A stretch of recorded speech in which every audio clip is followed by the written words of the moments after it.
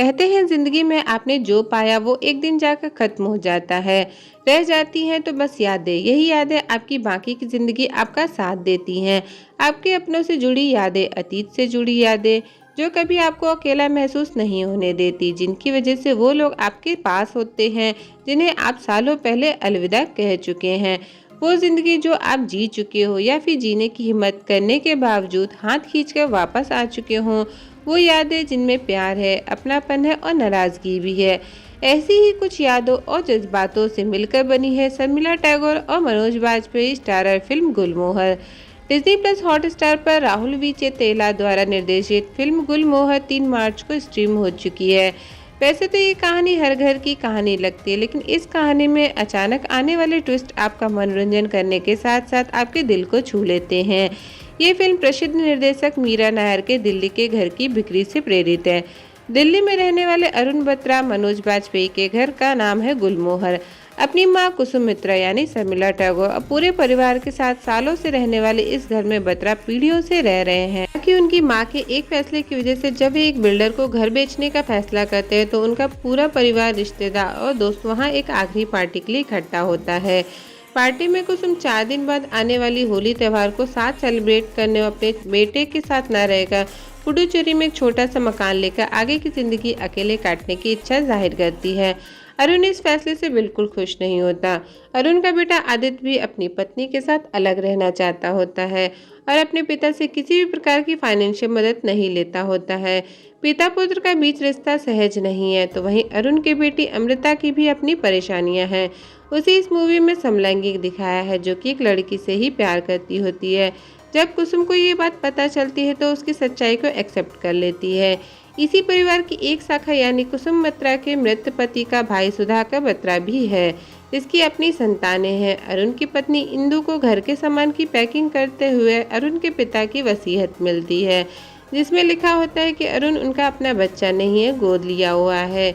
इसलिए उनके मरने के बाद ये घर उनके भाई सुधाकर बत्रा उनके मरने के बाद उनके बच्चों के नाम हो जाएगी और उसका गुलमोहर विला पर कोई कानूनी अधिकार नहीं रह जाएगा। ये बात जानकर अरुण पूरी तरीके से टूट जाता है, इसलिए नहीं कि ये विला उसके नाम नहीं है, बल्कि इस बात से कि वो अडॉप्टेड है, उसके पिता उससे प्यार नहीं करते हैं। सिर्फ इतना ही नहीं, अरुण अपनी संतानों की पसंद से भी परेशान है। बत्रा परिवार के रिश्ते दरक रहे हैं। 3 पीढ़ियों की एक छत के नीचे से निकली ये कहानी जब अपने अपने घरों को जाना चाहती है। दादी चाहती है कि पुश्तैनी घर छोड़ने से पहले होली सब साथ में मना ले।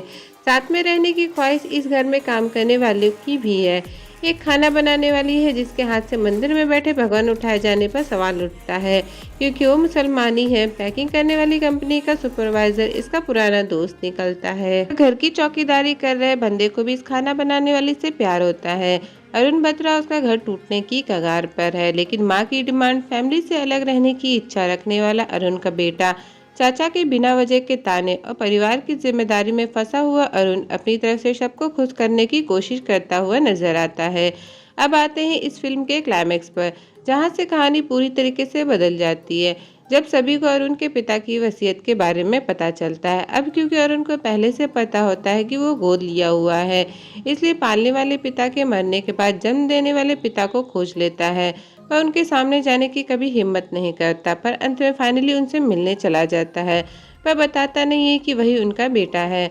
आदित्य अपना स्टार्टअप छोड़कर अपने भाई की कंपनी में जॉब इंटरव्यू के लिए जाता है, पर उसकी पत्नी लास्ट मोमेंट में आकर उसे मोटिवेट करती है कि तुम अपना स्टार्टअप चला लोगे, इसलिए तुम्हें ये जॉब करने की ज़रूरत नहीं। वहीं अमृता भी अपने सो कॉल्ड बॉयफ्रेंड अंकुर को अपनी सच्चाई के बारे में बता देती है।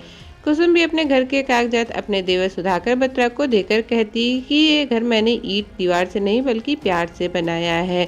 सभी लोगों के मन का भार हल्का हो जाता है और सब एक साथ होली का त्यौहार मनाने लगते हैं और यहीं पर कहानी एंड हो जाती है।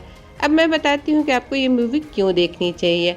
अगर इसकी बात करें तो काफ़ी समय के बाद OTT पर एक ऐसी साफ सुथरी अच्छी पारिवारिक फिल्म देखने मिली है जिसे पूरा परिवार साथ देख सकता है। कई किरदार होने के बावजूद उन्हें समझने में हमें कोई परेशानी नहीं होती। शर्मिला टैगोर 1 दशक के बाद स्क्रीन पर वापस कर रही हैं और ये उनका OTT डेब्यू है। गुलमोहर की कुसुम बत्रा को ऑडियंस आसानी से भूल नहीं पाएंगे। अपने सीरियस बेटे की चिल आउट माँ समय आने पर आपको भावुक कर देती है। कुसुम की दबंगई से कुसुम की बेबसी, अपने बेटे के बचाव के लिए आगे आना, ऐसे कई रंग शर्मिला टैगोर से आसानी से स्क्रीन पर बिखेरे हैं। अरुण बत्रा का किरदार मनोज बाजपेयी के आम किरदारों से बिल्कुल अलग है। अपनी मां के साथ उनके बर्ताव से लेकर पत्नी के साथ उनकी केमिस्ट्री, बाप बेटे के बीच का तनाव और हर किसी को खुश करने की कोशिश में खुद को भुला देने वाले अरुण से हम आसानी से कनेक्ट कर सकते हैं। साथ ही कलाकारों ने भी अपनी भूमिका को सही न्याय दिया है।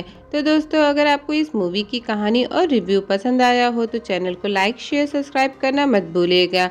और इसी के साथ अपने नेक्स्ट वीडियो में मैं मिलूंगी नए वेब सीरीज और मूवी के साथ। तब तक के लिए टेक केयर, गुड बाय।